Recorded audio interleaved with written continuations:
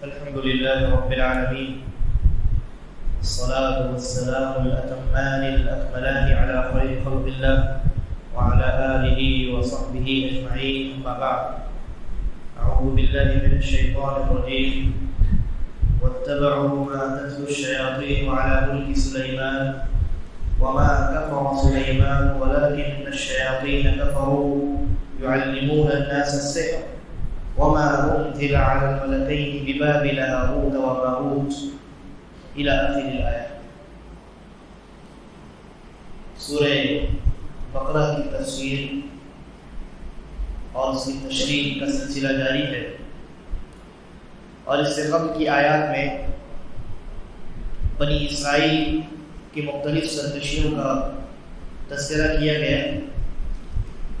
اس بات کا تذکرہ ہوا کہ بنی اسرائیل کے جب بڑے بڑے علماء نبی اکرم صلی اللہ علیہ وسلم کے پاس تشریف لائے اور انہوں نے مختلف طرح کے سوالات کیے، جن سوالات کے جوابات ان یہودی علماء کو معلوم تھے، ان کے عوام کو بھی ان جوابات کے بارے میں خبر نہیں تھی، لیکن نبی اکرم صلی اللہ علیہ وسلم نے ان تمام سوالات کے جوابات صحیح دے دیے.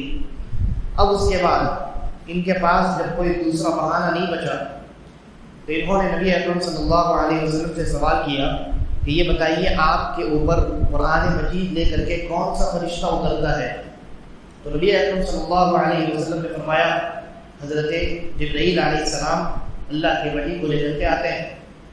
تو ان یہودیوں نے کہا حضرت جبرائیل یہ تو ہمارے دشمن ہیں، اس لیے کہ یہ تو اللہ کے عذاب کو لے کر کے نازل ہوتے ہیں، اور حضرت میکائیل جو ہے انہیں یہودی بڑے پسند کیا کرتے تھے.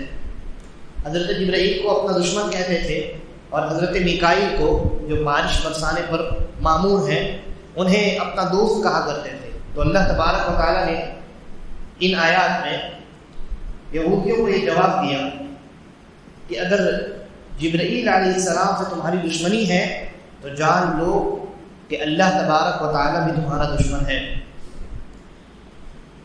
اس کے بعد اب یہاں اللہ رب العالمین نے بنی اسرائیل کی ایک اور سرکشی کا تذکرہ کیا ہے. چنانچہ ارشاد فرمایا وَاتَّبَعُوا مَا تَتْلُو الشَّيَاطِينُ عَلَى مُلْكِ سُلَيْمَانَ. حضرت سلیمان علیہ السلام کی بادشاہت میں، ان کے زمانہ سلطنت میں، ان یہودیوں نے ان چیزوں کی اتباع کی جن کی اتباع شیاطین کیا کرتے ہیں. سلیمان علیہ السلام یہ حضرت داؤد کے بیٹے ہیں اور باپ اور بیٹے دونوں کے دونوں نبی ہیں، لیکن اللہ تبارک و تعالیٰ نے حضرت سلیمان علیہ السلام کو نبی اور رسول ہونے کے ساتھ ساتھ بادشاہ بھی بنایا تھا، بلکہ آپ کی بادشاہت صرف انسانوں پر نہیں بلکہ ہوا پر، چرند پرند پر، حتیٰ کہ زمین میں چلنے والی مخلوقات کے اوپر بھی تھی، جنات پر اور شیاطین پر، ان تمام لوگوں پر حضرت سلیمان علیہ السلام کی حکومت تھی. اللہ تبارک و تعالیٰ نے سورہ نمل میں بڑی تفصیل کے ساتھ اس کا تذکرہ کیا. تو حضرت سلیمان علیہ السلام کی جو بادشاہت تھی وہ بادشاہت ایسی بادشاہت تھی کہ اس کی مثال ملنے مشکل ہے، اور آپ کی بادشاہت، آپ کی سلطنت صرف انسانوں پر نہیں تھی، جنات کے اوپر بھی تھی اور ہواؤں کے اوپر بھی تھی.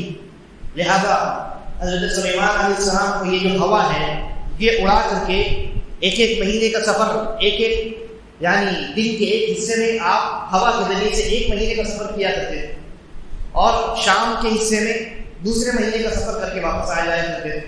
یعنی ایک دن میں حضرت سلیمان علیہ السلام ہوا کے ذریعے سے 2 مہینے کا سفر کیا کرتے تھے. اور اس کے علاوہ جنات بھی آپ کے حکم پر مختلف قسم کی جو ہے وہ بلڈنگیں اور مختلف نوعیت کی چیزیں تعمیر کیا کرتے تھے. تو حضرت سلیمان علیہ السلام کی بادشاہت بڑی انوکھی بادشاہت تھی. تو ان یہودیوں نے کیا کہا؟ انہوں نے کہا کہ حضرت سلیمان علیہ السلام جو ہے یہ اصل میں جادوگر تھے، یہ اصل میں جادوگر تھے، یعنی انہوں نے حضرت سلیمان کو نبی اور رسول اور بادشاہ ماننے سے انکار کر دیا، یا اگر بادشاہ مانا بھی تو یہ کہا کہ یہ جو تمام چیزیں کی کتابیں تھیں یہ حقیقت میں ان کا جادو تھا، وہ معجزہ نہیں تھا، جبکہ حقیقت یہ ہے کہ معجزہ اور جادو میں زمین آسمان کا فرق ہوگا۔ معجزہ اللہ رب العالمین کی جانب سے انبیاء اور رسول کی تصدیق کے لیے ظاہر کیا جاتا ہے کہ یہاں یہ سچے ہیں اور ان کی نبوت اور رسالت میں کوئی شک نہیں ہے، اللہ کی طرف سے تائید ہوتی ہے معجزہ۔ جبکہ جادو جو ہے یہ اللہ رب العالمین کے ساتھ کفر ہے، تو دونوں کے درمیان بعد المشرقین ہے، زمین اور آسمان کا فرق ہے۔ جادو کفر ہے، جبکہ معجزہ اللہ کی جانب سے نبی کے رسول اور نبی ہونے پر تائید ہوتی ہے اور ان کے صداقت کی دلیل ہوتی ہے۔ تو اللہ تبارک و تعالیٰ نے یہودیوں کے اس نظریے کا، یا یہ کہہ لیجیے کہ اس الزام کا جواب دیا، کہا وَاتَّبَعُوا مَا تَتْلُو الشَّيَاطِينُ عَلَى مُلْكِ سُلَيْمَانَ، کہ جہاں تک جادو کی بات ہے تو ان یہودیوں نے شیاطین جن چیزوں کی پیروی کرتے تھے یعنی جادو، ان یہودیوں نے شیاطین کے ان جادو کی اتباع کی، یعنی ان یہودیوں نے شیاطین سے جادو کو لیا اور جادو کو سیکھا۔ علی ملک سلیمان علیہ السلام کی بادشاہت کے زمانے میں، وما کفر سلیمان، حضرت سلیمان علیہ السلام نے کفر نہیں کیا تھا، یعنی حضرت سلیمان علیہ السلام نے جادو کر کے کفر نہیں کیا تھا۔ اب یہ جو جادو تھا ان کے زمانے میں یہ کہاں سے آیا؟ اللہ نے کہا وَلَكِنَّ الشَّيَاطِينَ كَفَرُوا، لیکن ان شیطانوں نے کفر کیا تھا، يُعَلِّمُونَ النَّاسَ السِّحْرَ، جو لوگوں کو جادو سکھلایا کرتے تھے۔ تو حضرت سلیمان علیہ السلام کی بادشاہت میں کچھ شیاطین تھے، بڑے بڑے شیاطین، وہ لوگوں کو جادو سکھلایا کرتے تھے، اور یہ جو یہودی ہیں یہ حضرت سلیمان علیہ السلام کی بادشاہت میں ان شیطانوں سے جادو سیکھا کرتے تھے اور ان کی پیروی اور ان کی اتباع کیا کرتے تھے۔ تو انہوں نے خود جادو سیکھا، خود جادو کو شیاطین سے حاصل کیا اور الزام لگا دیا حضرت سلیمان علیہ السلام پر۔ تو اللہ نے حضرت سلیمان علیہ السلام کی برات کا اعلان کیا، کہا وما کفر سلیمان نے جادو نہیں کیا، سلیمان جادو میں مبتلا ہو کر کے کفر کے مرتکب نہیں ہوئے، بلکہ یہ یہودی ہیں جنہوں نے شیاطین سے جادو سیکھا ہے۔ اچھا، اس کے بعد اللہ تبارک و تعالیٰ نے کہا وَمَا أُنزِلَ عَلَى الْمَلَكَيْنِ بِبَابِلَ هَارُوتَ وَمَارُوتَ، اور ان یہودیوں نے ان کی بھی اتباع، اس چیز کی بھی اتباع کی جو بابل کے علاقے میں دو فرشتوں پر اتاری گئی تھی۔ ان دونوں فرشتوں کا نام ہاروت اور ماروت ہے۔ یہ دونوں فرشتے بابل میں تھے۔ بابل یہ اصل میں عراق میں ایک شہر کا نام تھا، تو وہاں اللہ رب العالمین نے دو فرشتے اتارے تھے اور ان دونوں کو جادو سکھلا دیا تھا، کچھ ایسا علم دیا تھا جو بڑا اثر انداز ہوا کرتا تھا۔ تو اللہ تبارک و تعالیٰ نے کہا یہودیوں نے پہلے تو شیاطین سے جادو سیکھا، اور پھر اس کے بعد عراق کے بابل کے علاقے میں دو فرشتے نازل کیے گئے، ان کے اوپر جو جادو نازل کیا گیا تو یہودیوں نے ان سے بھی جا کر کے وہ جادو اور وہ علم حاصل کیا۔ لیکن یہ جو دو فرشتے تھے یہ شیاطین کی طرح نہیں تھے، شیاطین تو کافر ہیں اور قیامت میں ہمیشہ جہنم میں رہیں گے اور اللہ کے دشمن ہیں، لیکن یہ فرشتے در حقیقت انسانوں کو آزمانے کے لیے نازل کیے گئے تھے۔ تو اللہ نے کہا وَمَا يُعَلِّمَانِ مِنْ أَحَدٍ حَتَّى يَقُولَا إِنَّمَا نَحْنُ فِتْنَةٌ فَلَا تَكْفُرْ، یہ دونوں جو فرشتے تھے جب ان کے پاس کوئی جادو سیکھنے کے لیے آتا تو جادو اس وقت تک یہ دونوں فرشتے اس آنے والے انسان کو نہیں سکھاتے جب تک اس کو تنبیہ نہیں کر دیتے۔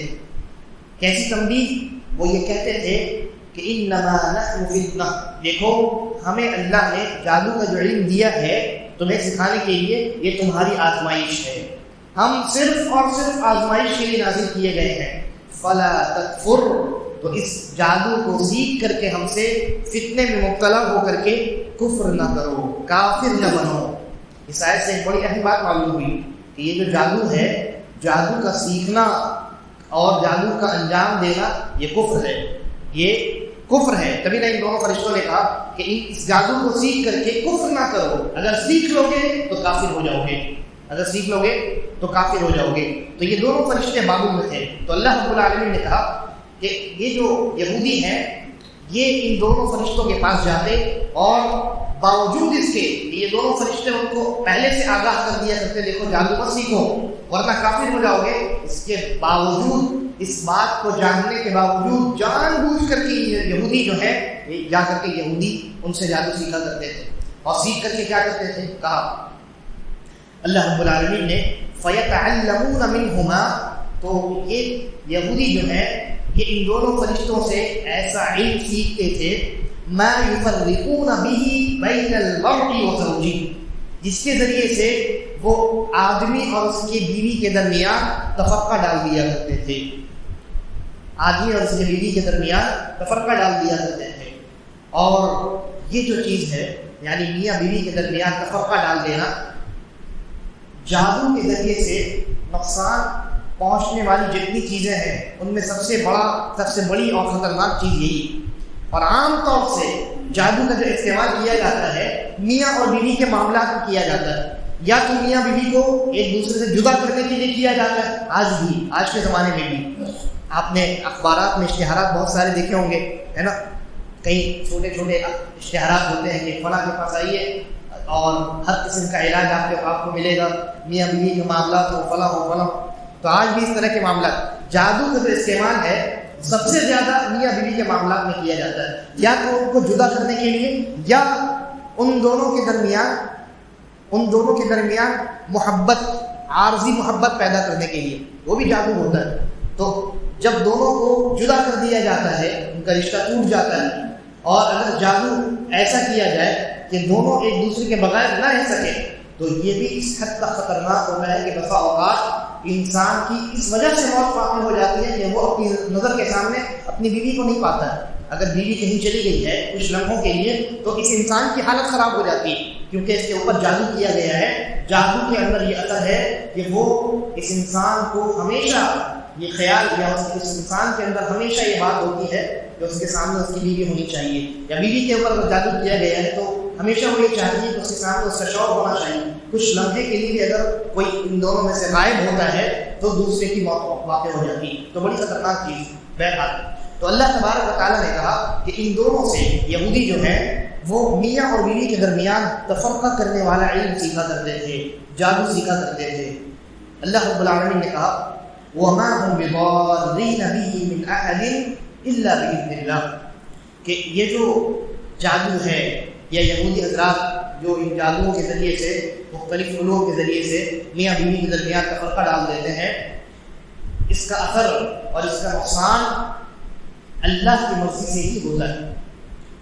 اللہ کی مرضی سے ہی ہوتا ہے. یعنی یہ چیزیں جو انسان کو نقصان پہنچانے والی ہیں یہ بھی اللہ کی مشیت سے باہر نہیں ہے، اللہ کی مرضی سے باہر نہیں ہے. یہی وجہ ہے کہ اگر اللہ چاہے تو جادو ہونے کے باوجود انسان کو جادو سے محفوظ ہو سکتا ہے، اور اگر اللہ چاہے تو جادو نہ ہونے کے باوجود انسان کو مصیبت میں مبتلا کر سکتا ہے. تو یہ تمام چیزیں اللہ کے ہاتھ میں ہیں. دیکھیے دنیا کا جو نظام ہے نا وہ اللہ رب العالمین نے ایسا بنایا ہے کہ اس میں ایک چیز سبب ہوتی ہے اور ایک چیز مسبب ہوتی ہے. یعنی کوئی بھی چیز دنیا میں واقع ہوتی ہے، کوئی بھی واقعہ ہوتا ہے، اس کے پیچھے کوئی نہ کوئی ریزن، کوئی نہ کوئی سبب ہوتا ہے نا. اب انسان کا ہاتھ جل گیا، کیسے جل گیا؟ اس نے آگ میں اپنے ہاتھ کو ڈال دیا، آگ میں اپنے ہاتھ کو ڈالا. اللہ تبارک و تعالیٰ نے آگ کو سبب بنایا ہے ہاتھ کو جلانے کا. آگ سبب ہے ہاتھ کو جلانے کا. تو اللہ رب العالمین نے آگ کو سبب بنایا ہے کہ اگر انسان اس میں اپنا ہاتھ داخل کرے تو ہاتھ جلا دیا جائے، ہاتھ کو جلا کر کے رکھ دے. یہ آگ سبب ہے آگ، اور اس کا نتیجہ کیا ہے؟ جلانا. لیکن یہ دونوں کام یعنی آگ کا جلانا یہ بھی اللہ کی مرضی کے بغیر نہیں ہوتا. یہی وجہ ہے اگر اللہ نہیں چاہے تو آگ جلا نہیں سکتی، گرچہ وہ سبب ہے، گرچہ وہ سبب ہے. حضرت ابراہیم علیہ السلام کا واقعہ دیکھ لیجیے، آگ جلانے کا سبب ہے لیکن اللہ نے نہیں چاہا کہ آگ جلائے تو آگ جلا نہیں سکی، ہے نا. اسی طریقے پر جادو یہ سبب ہے نقصان پہنچانے کا اور یہ حق ہے. جادو کے ذریعے سے نقصان ہوتا ہے، میاں بیوی کے درمیان تفرقہ پیدا ہو جاتا ہے، جدائی پیدا ہو جاتی، انسان کو ضرر پہنچتا ہے. لیکن یہ ضرر پہنچنا، یہ تفرقہ کا ہو جانا، یہ بھی اللہ کی مرضی پر منحصر ہے. اللہ نے سبب بنایا ہے جادو کو، لیکن یہ جادو اگر اللہ نہ چاہے سبب کے ہونے کے باوجود نقصان نہیں دے سکتا. تو اللہ تبارک و تعالیٰ نے یہاں یہ پیغام دیا ہے مومنوں کو کہ جادو ہو یا جنات کا اثر ہو یا نظر بد ہو، کچھ بھی ہو، اللہ کی مرضی کے بغیر کوئی چیز کارگر نہیں ہو سکتی ہے. جب اللہ کی مرضی کے بغیر کچھ نہیں ہو سکتا تو ہم اللہ ہی سے درخواست کریں گے کہ اے اللہ ہمیں جادو سے بچا لے، ہمیں نظر بد سے بچا لے، ہمیں جنات کے شیاطین کے شر سے بچا لے. کسی اور کے در میں جانے کی ضرورت نہیں ہے. کسی اور کی مرضی سے جادو نہیں ہوتا ہے، کسی اور کی مرضی سے جادو کا اثر نہیں ہوتا ہے. اگر اللہ نہیں چاہے تو کچھ نہیں ہوگا. جیسا کہ نبی اکرم صلی اللہ علیہ وسلم نے بہت ساری ایسی دعائیں انسان کو سکھلائی، صبح اور شام کو بہت ساری ایسے اذکار ہیں جن کے بارے میں ایک تو وہ آپ جانتے ہیں آیت الکرسی ہے. نبی اکرم صلی اللہ علیہ وسلم نے فرمایا کہ صبح اگر کسی نے آیت الکرسی پڑھ لی، شام تک ایک محافظ اللہ کی جانب سے مقرر کر دیا جاتا ہے، ایک باڈی گارڈ مقرر کر دیا جاتا ہے، اللہ کی جانب سے ایک فرشتہ مقرر کر دیا جاتا ہے. اور جب فرشتے کی حفاظت ساتھ ہو اللہ کی جانب سے تو کس کی نظر لگ سکتی ہے؟ کون سا جادو اثر کر سکتا ہے؟ کس شیطان کی ہمت ہے کہ انسان کو نقصان پہنچائے؟ اس کے بعد اللہ تبارک و تعالیٰ نے کہا وَيَتَعَلَّمُونَ مَا يَضُرُّهُمْ وَلَا يَنفَعُهُمْ، کہ وہ جو جادو سیکھتے ہیں یہ جادو خالص نقصان ہے. اس جادو میں 1% بھی کوئی فائدہ نہیں. دیکھیے شراب کا پینا، اللہ تبارک و تعالیٰ نے کہا وَإِثْمُهُمَا أَكْبَرُ مِن نَفْعِهِمَا. شراب کے بارے میں اللہ نے کہا کہ شراب جو ہے اس کا جو گناہ ہے یہ اس کے فائدے سے کہیں زیادہ ہے. یا دوسرے الفاظ میں کہیے کہ شراب کا جو نقصان ہے اس کے فائدے سے کہیں زیادہ ہے. اس کا مطلب کیا نکلا کہ شراب کے اندر تھوڑا بہت تو فائدہ ہے نا. ہمارے لیے حرام ہے کیونکہ اس کا نقصان زیادہ ہے، فائدہ کم ہے، اس لیے ہمارے لیے شراب حرام ہے. لیکن جادو کے بارے میں اللہ نے کہا اس میں کوئی فائدہ ہے ہی نہیں، صرف نقصان ہے، اس میں کوئی فائدہ نہیں. اور یہی وجہ ہے کہ جادو کے اوپر کفر کا حکم لگایا جاتا ہے. جادو کے اوپر کفر کا حکم لگایا جاتا ہے. جادو کے بارے میں انشاءاللہ ابھی میں گفتگو کروں گا کچھ اور بھی، پہلے آیت مکمل کر لیتے ہیں. تو اللہ رب العالمین نے کہا وَيَتَعَلَّمُونَ مَا يَضُرُّهُمْ وَلَا يَنفَعُهُمْ، کہ جو بھی وہ سیکھتے ہیں ان شیاطین سے یا ہاروت اور ماروت دونوں فرشتوں سے، یہ در حقیقت صرف اور صرف ضرر اور نقصان کا سبب ہے، اس میں ذرہ برابر بھی فائدہ نہیں ہے.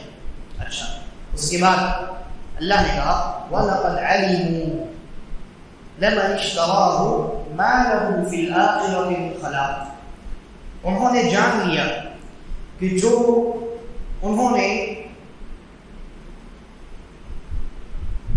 چیز انہوں نے خریدی ہے اپنے آپ کو بیچ کر کے، اپنی آخرت کو بیچ کر کے، یعنی جادو، ما لهم فی الآخرۃ من خلاق، جن لوگوں نے خریدا ہے ان لوگوں کے لیے آخرت میں کچھ نہیں ہے، آخرت میں ان کے لیے کوئی اچھی چیز نہیں. اللہ نے کہا یہ بات انہیں معلوم ہے، یہ بات ان کے علم میں ہے. کیوں علم میں ہے؟ کیسے؟ اس لیے کہ جب وہ ہاروت اور ماروت کے پاس جادو سیکھنے کے لیے جاتے تو ہاروت اور ماروت ان کو پہلے ہی بتا دیا کرتے تھے دیکھو ہم آزمائش کے لیے نازل کیے گئے ہیں اور جادو کا سیکھنا کفر ہے. ان کو معلوم ہو گیا. معلوم ہونے کے باوجود انہوں نے دنیا کو اپنی آخرت پر ترجیح دی.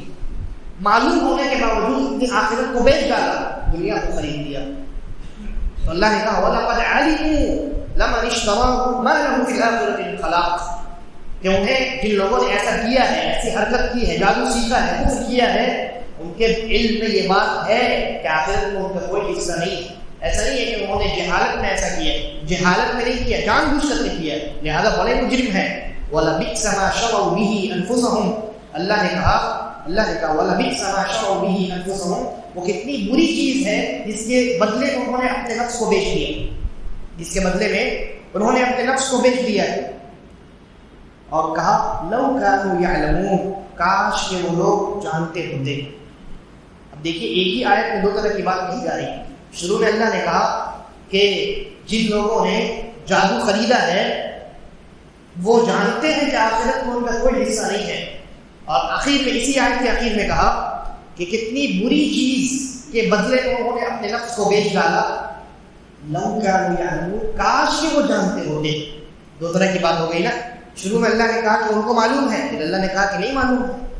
تو علماء مفسرین نے لکھا ہے کہ جو لوگ اللہ کی نافرمانی میں مبتلا ہوتے ہیں اور اس نافرمانی کا انہیں علم ہوتا ہے، جانتے ہیں، لیکن اس کے باوجود وہ ایسی نافرمانی میں مبتلا ہوتے ہیں، در حقیقت ان کا وہ علم بیکار ہے.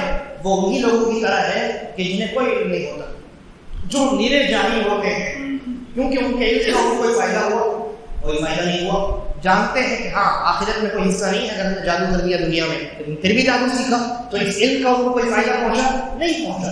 تو یہ ویسے کیا ہو گیا کہ گویا کہ ان کو کچھ معلوم ہی نہیں ہے، یہ جاہل ہے. تو اللہ نے کہا لو کانوا یعلمون، کاش کہ یہ جانتے ہوتے، اس حقیقت سے واقف ہوتے ہیں. اور کہا وَلَوْ أَنَّهُمْ آمَنُوا وَاتَّقَوْا، اگر ان لوگوں نے ایمان لایا ہوگا اور اللہ کا تقوی اختیار کیا ہوگا، لَمَثُوبَةٌ مِّنْ عِندِ اللَّهِ خَيْرٌ، تو اللہ کی جانب سے بڑا بہترین ثواب ان کو ملتا. لو كانوا يعلمون، کاش کہ یہ لوگ جانتے ہوتے، کاش کہ ان کے علم میں یہ بات ہوتی کہ اللہ کا تقوی اور اللہ پر ایمان یہ انسان کی آخرت کو سنوار دیتا ہے. معمولی چند ایام کی زندگی کے فائدے کو حاصل کر لینا اور ہمیشہ رہنے والی زندگی کو بیچ ڈالنا یہ عقل مندی نہیں. یہ تو جاہلوں کا کام ہے، جو لوگ ناسمجھ ہوتے ہیں ان کا یہ شیوا. ان آیات میں، ان دو آیات میں اللہ تبارک و تعالیٰ نے جادو کا تذکرہ کیا اور اس بات کا تذکرہ کیا ہے کہ جادو کا سیکھنا یا جادو کا کرنا یہ کفر ہے. لیکن جادو جو ہے وہ کئی قسموں کا ہوتا ہے. سب سے پہلے ہم یہ سمجھتے ہیں کہ جادو کہتے کسے. جادو کی تعریف جو علماء نے بیان کی ہے وہ یہ کہ ایسا عمل جس کا سبب پوشیدہ رکھا ہے، ما لطف سببہ وخفی، ایسا عمل کہ جس کا سبب، جس کا ریزن، جس کی بنیاد ایک دم باریک ہو، لطیف ہو اور چھپی ہوئی ہو، انسان کو سمجھ میں نہیں آئے کہ یہ ہوا کہاں سے، تو اس عمل کو ہم کہیں گے جادو. اور اسی لیے نبی اکرم صلی اللہ علیہ وسلم نے بہترین اور خوبصورت بیان کو بھی جادو کہا ہے. کہا وَإِنَّ مِنَ الْبَيَانِ لَسِحْرًا، کچھ ایسے بیانات ہوتے ہیں، کچھ ایسے لیکچرز ہوتے ہیں جن کے اندر جادو ہوگی. یعنی کیا مطلب ہوا؟ یعنی بسا اوقات انسان کسی کی باتوں میں، کسی کے بیان میں گرفتار ہو کر اس کا فین ہو جاتا ہے اور اس کو پتہ ہی نہیں چلتا، اس کو خبر نہیں ہوتی. تو جادو کی جو تعریف ہے وہ یہ ہے کہ ایسا عمل جس کا سبب، جس کی بنیاد مخفی ہو، پوشیدہ ہو، غیر محسوس طریقے سے وہ اپنا کام کر جائے، انسان کو محسوس نہ ہو، اسے ہم کہیں گے جادو. اور جادو کی جو ہے دو قسمیں. پہلی وہ قسم ہے جو کفر ہے، جس کا تذکرہ ان آیات میں کیا گیا ہے، اور جادو کی دوسری قسم وہ ہے جو کفر نہیں ہے، جو کفر نہیں ہے. جادو کی وہ قسم جو کفر ہے وہ ایسا جادو ہے جس میں انسان شیطان کی مدد لے اور شیطان کی مدد کرے. یعنی شیطان کی مدد لے یعنی وہ اپنا کام شیطان سے کروائے، اور شیطان کسی انسان کا غلام نہیں ہے کہ وہ فری میں آپ کا کام کر دے، بلکہ شیطان اگر کسی انسان کا کام کرتا ہے تو وہ اپنا کام پہلے نکلواتا ہے، وہ اپنا کام پہلے نکلواتا ہے. اسی لیے علماء نے بڑی صراحت کے ساتھ لکھا ہے کہ جس جادو میں شیطان کی مدد لی جائے ایسا جادو کفر ہے. کیوں؟ اس لیے کہ شیطان جب مدد کرتا ہے تو اس سے پہلے وہ اس انسان سے کفر یا شرک کرواتا ہے، ورنہ مدد نہیں کرے گا، ورنہ وہ ہرگز مدد نہیں کرے گا. اس کو کیا پڑی ہے کسی انسان کی مدد کرے؟ کیوں کرے گا وہ مدد؟ تو شیطان اگر مدد کرتا ہے تو ایسی صورت میں وہ پہلے اپنی مدد کرواتا ہے، اپنا فائدہ نکلواتا ہے، اور اس کا فائدہ اس چیز میں ہے، انسان کے جہنم میں جانے میں ہے، اور جہنم میں جانے کا سب سے بڑا سبب کیا ہے؟ کفر اور شرک۔ تو جتنے جادوگر ہیں وہ سب کے سب کافر ہیں، اس لیے کہ انہوں نے بالفعل صراحت کے ساتھ جانتے بوجھتے ہوئے شیطان کی عبادت کی ہے اور اللہ رب العالمین کے ساتھ کفر اور شرک کیا ہے۔ جادوگروں کے بارے میں اگر آپ نے پڑھا سنا ہوگا تو آپ کے علم میں بھی یہ بات ہوگی کہ کوئی بھی جادوگر اس وقت تک جادوگر نہیں بنتا ہے جب تک وہ کفریہ یا شرکیہ کسی بہت بڑے عمل کو انجام نہ دے دے۔ بعض ایسے واقعات ہیں جن میں یہ پتہ چلا کہ ایک انسان جادوگر بنانے سے، جادوگر بننے کی جب شروعات ہوئی تو اس سے کہا گیا کہ قرآن مجید کو اپنے پیشاب سے لکھو اور پھر اس کے بعد 40 دن تک اسے اپنے پیر میں باندھ کر کے رکھو، جب 40ویں دن مکمل ہوگا تب تم جادوگر بن جاؤ، تب تمہاری مدد کرنے لگے گا شیطان۔ اور جب یہ حضرات جادوگر بن جاتے ہیں تو جادوگر بننے کے بعد ان کے پاس جو ان کے کلائنٹس آتے ہیں، ان کے پاس جو ان کے مداح لوگ آتے ہیں اپنا کام کروانے کے لیے، یہ ان سے بھی کفر کرواتے ہیں اور ان سے بھی شرک کرواتے ہیں۔ ان سے بھی کہتے ہیں فلاں کے نام پر مرغا ذبح کرو، فلاں کے نام پر گائے بکری بکرا ذبح کرو تو اس کے بعد تمہارا کام ہو جائے۔ فلاں مزار پہ جا کر کے، فلاں آسانے پہ جا کر کے کسی مرغی کو لے جاؤ، مرغا کو لے جاؤ، وہاں ذبح کرو 15 دن تک، 20 دن تک یا 40 دن تک، تب اس کے بعد تمہارا کام ہو جائے۔ تو جادوگر، یہ جادوگر تبھی بنتے ہیں جب اللہ کے ساتھ کفر اور شرک کرتے ہیں، اور جادوگر بننے کے بعد یہ دوسروں کا کام تبھی کرتے ہیں جب ان سے کفر اور شرک کرواتے ہیں، ورنہ نہیں ہو سکتا، ورنہ ان کا جادو کام نہیں کرے گا۔ تو ایسا جادو جس میں شیطان کی مدد دی گئی ہو، ایسا جادو کفر ہے بالاتفاق، تمام علماء کا اس بات پر اتفاق ہے، ایسا جادو کفر ہے۔ اور اسی قسم میں، یعنی جو جادو کفر ہے، اسی قسم میں وہ جادو بھی آتا ہے کہ جس میں انسان جادو کی پہلے قسم کی طرح اپنے آنے والے لوگوں کو شرک اور کفر کرنے کا حکم تو نہیں دیتا، لیکن وہ انسان بذات خود مشرک اور کافر ہوتا ہے۔ بہرحال تو وہ جادو جس میں شیطان کی مدد دی گئی ہو وہ کفر ہے۔ اب اس کے بعد جادو کی ایک دوسری قسم ہے جس میں شیاطین کی مدد نہیں لی جاتی، جس میں شیاطین کی مدد نہیں لی جاتی ہے لیکن وہ جادو ہوتا ہے، اور اس عمل کو جادو کہتے ہیں۔ مثلا بعض حضرات ہوتے ہیں وہ ان کے پاس کچھ ایسی چیزیں ہوتی ہیں جن کو وہ پلاتے ہیں، یا کچھ دوائیں ہوتی ہیں جن کو وہ کھلاتے ہیں، ہے نا، اور یہ دعویٰ کرتے ہیں کہ اگر اس کو کسی نے پی لیا تو اس کا فلاں کام ہو جائے گا، یا اس دوا کو اگر کسی نے کھا لیا تو اس کا فلاں کام ہو جائے گا۔ پلانے اور کھلانے والا جو جادو ہوتا ہے، اگر اس جادو میں شیطان کی مدد نہیں لی گئی ہے، شیطان کی مدد نہیں لی گئی ہے، اس میں شرک اور کفر نہیں ہے تو ٹھیک ہے، وہ جادو کفر تو نہیں ہے، جادو وہ کفر نہیں ہے لیکن گناہ کبیرہ ہے، گناہ کبیرہ ہے اور حرام ہے۔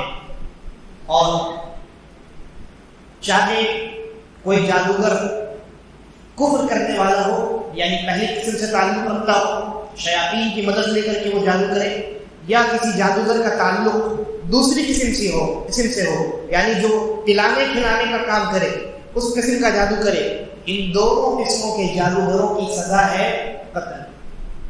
ان دونوں کو قتل کر دیا جائے گا۔ پہلے جادوگر کو اس لیے قتل کیا جائے گا کیونکہ یہ کافر ہے اور معاشرے میں کفر و شرک کو پھیلانے کا سبب ہے۔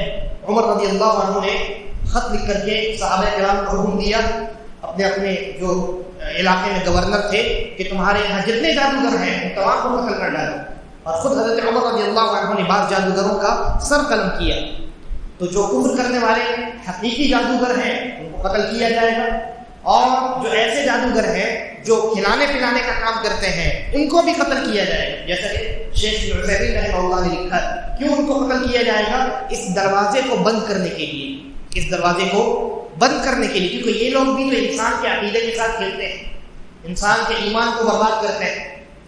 چنانچہ دونوں قسم کے جادوگروں کو قتل کیا جائے گا. اور یہ ہمارا اور آپ کا کام نہیں، غلط فہمی میں مبتلا نہیں ہو جاتا. یہ کام مسلم حاکم کا ہے، مسلمان حکمرانوں کا ہے، ہمارا کام نہیں. ہمارے یہاں مسلم یعنی اسلامی حکومت نہیں ہے، مسلم حکمران نہیں ہے، ہمارا یہ کام نہیں. لیکن جہاں اسلامی حکومت ہے وہاں کے حکمرانوں پر یہ ذمہ داری ہے کہ وہ ایسے جادوگروں کو سزا دے اور انہیں قتل کر ڈالیں. تو یہ جادو کی دونوں قسمیں ہیں، دونوں انسان کو گمراہی کی جانب لے جانے والی. اور جادو کی ایک تیسری قسم بھی علماء نے بیان کی ہے، اور وہ قسم ہے ہاتھ کی صفائی اور انسانوں کی آنکھوں کو دھوکہ دینا. حضرت موسیٰ علیہ السلام کے سامنے جن جادوگروں نے جادو کیا تھا تو قرآن مجید نے اس کے بارے میں کہا یُخَيَّلُ إِلَيْهِمْ أَنَّهَا تَسْعَىٰ کہ جتنے لوگ حاضر تھے، جتنے آڈینس تھے، ان کو ایسا خیال ہو رہا تھا، یُخَيَّلُ إِلَيْهِمْ ان کو ایسا خیال ہو رہا تھا، ایسا محسوس ہو رہا تھا کہ سانپ بن کر کے چل رہا ہے. اس کا مطلب کیا ہوا؟ حقیقت میں کوئی سانپ نہیں تھا. حقیقی سانپ صرف حضرت موسیٰ علیہ السلام کی لاٹھی تھی. باقی جتنے جادوگر تھے ان تمام نے لوگوں کے آنکھوں کے ساتھ کھلواڑ کیا، ہاتھ کی صفائی دکھلائی تھی. اسی لیے اللہ نے کہا کہ ایسا محسوس ہونے لگا دیکھنے والوں کو کہ یہ چلنے والے سانپ ہیں، لیکن حقیقت میں سانپ نہیں تھا.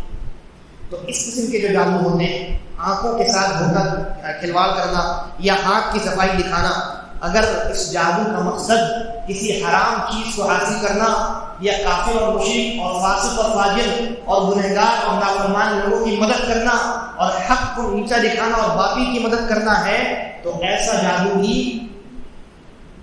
کفر کے زمرے میں شامل ہوتا ہے. اور اگر ایسے جادو کا مقصد کسی حرام چیز کو حاصل کرنا ہے، یعنی کسی کافر اور مشرک یا کسی طریقے پر کسی موحد اور توحید والے کے خلاف اس جادو کو کرنے کا مقصد نہ ہو، اگر ایسا مقصد ہے تو کرنے والا کافر ہے، اس لیے کہ اس نے کفر میں مدد کی ہے، شرک میں مدد کی. اور اگر اس کا مقصد کسی حرام چیز کو حاصل کرنا ہے تو ایسی صورت میں وہ اس جادو کا حکم، ہاتھ کی اس صفائی کا حکم حرام کا ہوگا.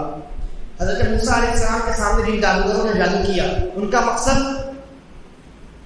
کافر اکبر یعنی فرعون کی مدد کرنا تھا، تو سب کے سب کافر تھے. بعد میں انہوں نے ایمان لایا. لیکن کوئی انسان اگر ہاتھ کی صفائی کے ذریعے سے جادو دکھائے اور کفر اور شرک کی مدد مراد نہ ہو، حق اور باطل کا معاملہ نہ ہو، لیکن کسی حرام کام کو حاصل کرنا چاہے یا کسی حرام امر کو پروموٹ کرنا چاہے تو ایسی صورت میں اس جادو کا حکم حرام کا ہوگا. اور اگر کوئی ہاتھ کی صفائی دکھا کر کے میجک کرتا ہے، جس کو ٹرک کہتے ہیں، میجک ٹرک، اور اس کے ذریعے سے وہ نہ کسی کافر و مشرک کی مدد کرے، نہ کفریہ و شرکیہ کسی چیز کو حاصل کرنا چاہے، نہ کسی نافرمان کی مدد کرے اور نہ کسی گناہ والے چیز کو حاصل کرنا چاہے، یعنی دونوں چیزیں نہ ہو، نہ کفر اور شرک اس میں ہو اور نہ حرام ہو، اللہ کی نافرمانی ہو، یہ دونوں چیزیں نہ ہو، تو ایسی صورت میں صرف اگر اس کا مقصد ہو کہ لوگوں کو دکھلائے، لوگوں کو خوش کرے، لوگوں کو ہنسائے، لوگوں سے اپنی تعریف حاصل کرے، اگر یہ مقصد ہے تو علماء نے یہ کہا ہے کہ یہ اسلامی تعلیمات اور اسلامی اخلاق و آداب کے خلاف ہے. اس کے اوپر حرمت کا فتویٰ نہیں لگایا علماء نے. جیسے بعض ہمارے یہاں گلی محلے میں کچھ آتے ہیں ہاتھ کی صفائی دکھانے والے، یوں ایک سکہ ہاتھ میں، ایک دوسرا ہاتھ خالی، یوں انہوں نے مٹھی بند کی تو یہ سکہ یہاں سے یہاں آ گیا، تو یہ ان کی ہاتھ کی صفائی ہوگی. دراصل جب مٹھی بند کرتے ہیں تو تھوڑا سا فورس سے کرتے ہیں تو یہ سکہ جلدی سے اس ہاتھ میں آ جاتا ہے. تو یہ جادو ہے نہیں.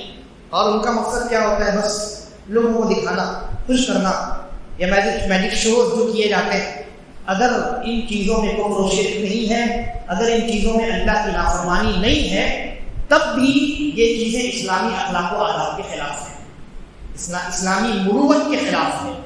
اس لیے ان چیزوں سے انسان کو بچنا چاہیے۔ خلاصہ یہ کہ جادو کی کوئی بھی قسم ہو، چاہے وہ حقیقی جادو ہو یا اس میں انسان کو بیوقوف بنایا جائے، ہر قسم کے جادو اور میجک ٹرک سے انسان کو اجتناب بھی کرنا چاہیے۔ مسلمانوں کا یہ شیوا نہیں، مسلمانوں کا یہ طریقہ نہیں ہے کہ وہ لوگوں کو جادو دکھاتے پھریں، لوگوں کو بیوقوف بناتے پھریں، یہ طریقہ مسلمانوں کا نہیں۔ مسلمان ان بیکار اور فضولیات میں اپنے اوقات کو صرف نہیں کرتا ہے، بلکہ وہ اپنے اوقات کو بہت غنیمت جانتا ہے اور ان کو اللہ کو راضی کرنے میں خرچ کرتا ہے۔ اس لیے اس کو یہ معلوم ہے کہ یہ زندگی بہت محدود ہے اور ایک مدت کے بعد یہ زندگی ختم ہو جائے گی، پھر اللہ کو راضی کرنے کا موقع کہاں سے ملے گا؟ اس لیے جادو کی چاہے جو قسم ہو، انسان کو اس سے اجتناب کرنا چاہیے۔ بطور خاص وہ قسمیں جو کفر اور شرک والی ہیں، ان سے انسان کو اپنے آپ کو اور اپنے اہل و عیال کو بچانا چاہیے، تاکہ خود انسان بھی کفر و شرک میں مبتلا ہونے سے بچا رہے اور اس کا عقیدہ اور اس کا ایمان صحیح سلامت رہے۔